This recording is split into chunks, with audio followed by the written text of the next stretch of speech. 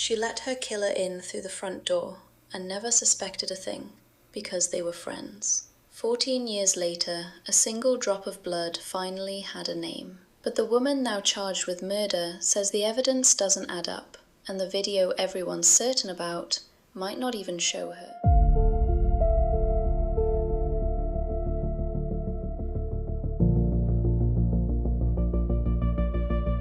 The porch light catches a figure climbing the stairs. It's January 19th, 2012, Arlington, Texas. A door opens, and whoever answers, they know this visitor. There's absolutely no hesitation caught on that municipal camera, just a door closing behind two people. By morning, that completely ordinary exchange, that's going to be the last time anyone sees Irasema Chavez Sanchez alive. Her niece arrives the very next morning and just lets herself into the kitchen, and she finds Irasema there, stabbed more than 100 times. Not once, not a dozen, over 100 wounds. Homicide detectives, they learn to read a number like that less as a robbery and a lot more as a message. The television is gone, and a single drop of blood just sits on the stand where it used to be. That is literally the entire physical case Arlington police have to work with in January of 2012. A missing TV, a surveillance tape of a friend entering, and one single drop of blood. So the blood is tested, and the lab can tell them exactly one thing. Their suspect is a Hispanic woman. But back in 2012, there isn't a database on Earth that can give them a name. Investigators chase down every single lead they can find, but eventually, the case just goes quiet. For over a decade, that is the whole story. Just a drawer, reopened, and then closed again. Then in 2024, someone reopens it for good. Arlington police send that 14-year-old blood sample over to the FBI's Dallas field office. They start using investigative genetic genealogy. Now, this is a tool that didn't even exist when Irasema died. It doesn't just search for a criminal record. Instead, it builds this massive family tree, branching outward from that one single drop of blood. FBI Special Agent in Charge Joe Rothrock will later call this process resource-intensive. Honestly, that's quite a word for spending 2 entire years building a complete stranger's family tree. They are meticulously combing through all these branches of distant relatives, just waiting for a suspect that perfectly fits the time, the place, and the age to finally narrow itself right into view. And eventually, the tree points to a name: Mayra Velasquez. She is 42 years old, a highly successful Dallas real estate agent, married with kids. She's closing million-dollar sales, flying home to visit family abroad. I mean, absolutely nothing in her everyday life suggests a decade-old murder. There is zero record before or after 2012 of so much as a traffic citation.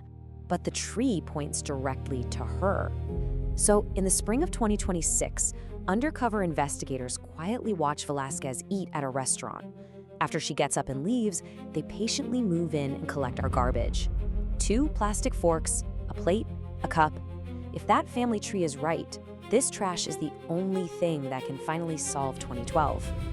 The lab runs the comparison, and the DNA matches. It's July 2026. Velasquez is arrested in Hurst, Texas, and officially charged with capital murder. Police tie this charge to an alleged robbery, which transforms that missing television we talked about into a legal aggravating factor. And yet, right there at the press conference, investigators admit one incredibly glaring detail. The exact motive remains completely undetermined. That missing motive? It reframes absolutely everything. Because Chavez and Velasquez weren't strangers. They were close friends who lived miles apart. Velasquez had been inside that apartment before. The killer wasn't some random burglar. They were let in willingly, leaving us with this chilling open question.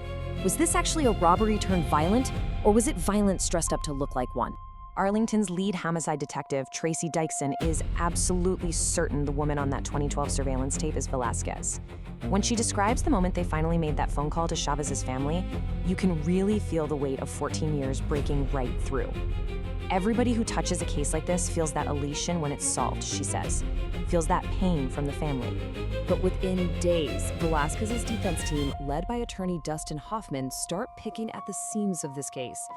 First, let's look at the blood. The state's timeline suggests that drops sat there for 10 hours. And yet the arrest affidavit literally describes it as glistening and partially wet. blood doesn't stay wet for 10 hours. It's a massive contradiction. Then there's the tape. Hoffman claims the original 2012 investigators thought they were looking for a man, and Velasquez is very clearly a woman. Arlington police push back hard on this, insisting they never publicly identified the figure's gender. So we are left with two completely opposite accounts of the exact same 14-year-old surveillance video, and we have to ask, which memory is actually going to hold up?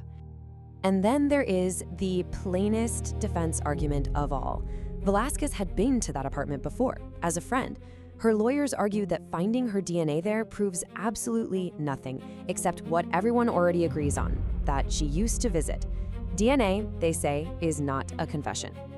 Of course, detectives insist they aren't resting an entire murder case on a single drop of blood. They claim to have Chavez's cell phone data, plus witness statements, but they are keeping both strictly sealed for court. This means the absolute strongest pieces of the state's case currently remain completely invisible to everyone watching from the outside. Initially, Velasquez was held without bond in a maximum security facility. Her attorneys quickly filed a writ of habeas corpus, arguing that completely denying bail was unconstitutional. Days later, a judge agreed and set her bond at $450,000. So, the fight over her freedom, that resolved, but the fight over her guilt did not. It's really worth noting here that genetic genealogy has actually produced some vastly different outcomes for this exact police department. Just in 2024, it successfully identified a deceased suspect in a 1985 killing. But then, in a 1991 cold case, an IGG investigation built what seemed like a really solid case, right up until a grand jury looked at the evidence and entirely declined to indict. Look, genetic genealogy is extraordinary at finding a name that perfectly fits a family tree, but it is not on its own a verdict. A breakthrough piece of technology simply gave 2012-era policing a name to test. Whether that name is actually right, that now sits entirely unresolved in a Tarrant County courtroom, being argued over by people who cannot both be right. A friend let someone into her home on an incredibly ordinary January night. 14 years later, science pointed at a name.